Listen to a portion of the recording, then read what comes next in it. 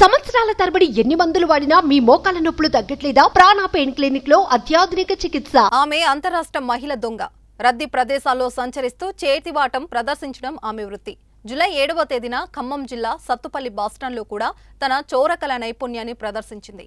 పెనుపల్లి మండలం లంకపల్లికి చెందిన మామిళ్ల వరలక్ష్మి అనే మహిళ సత్తుపల్లిలోని ఓ బ్యాంకులో పెట్టిన సుమారు 8.54 లక్షల విలువైన 122 గ్రాముల బంగారు ఆభరణాల పర్సును సంచిలో పెట్టుకుని మంగళవారం ఆర్టీసీ బస్టాండ్కు చేరుకుంది. స్వగ్రామం వెళ్లేందుకు ఆమె ఖమ్మం బస్సు ఎక్కే క్రమంలో మహిళ దొంగ దుర్గ బంగారు ఆభరణాల పర్సును చోరీ చేసింది. కొద్దిసేపటికి ఇది గుర్తించిన బాధితురాలు ఠాణాలో ఫిర్యాదు చేయడంతో పోలీసులు కేసు నమోదు చేసి దర్యాప్తు చేపట్టారు.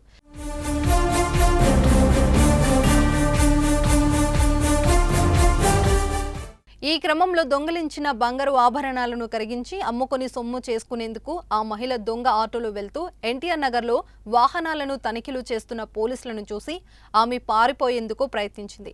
దీంతో ఆమెను పోలీస్ సిబ్బంది వెంబడించి పట్టుకుని విచారించడంతో చోరీ అంశం బయటపడి దొంగలించిన ఆభరణాలు లభ్యమయ్యాయి. నిందితురాలి నుంచి బంగారు ఆభరణాలను పోలీసులు స్వాధీనం చేసుకున్నారు.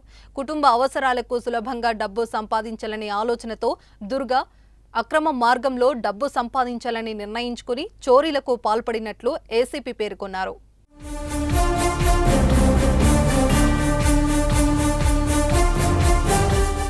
బ్యానర్ల దగ్గర దొంగతనాలు చేస్తున్న దేవరకొండ దుర్గా అనే 55 సంవత్సరాల మహిళను ఈమె నూజివీడు పెద్ద చెరువు గట్టు నూజివీడు మండలం ఆమెను ఈరోజు అనుమానాస్పదంగా ఆటోలో వెళ్తుంటే బస్టాండ్లో జరిగిన ఒక దొంగతనానికి సంబంధించిన వివరాలని మరియు సొత్తు అవన్నీ కూడా ఆమె చూపెట్టడం జరిగింది. అవి తానే దొంగిలించినట్టు తెలిపింది. ఆమె గతంలో కూడా కేసులో ఇన్వాల్వ్ అయ్యింది. జ్యుడిషియల్ కస్టడీకి తరలించడం జరుగుతుంది.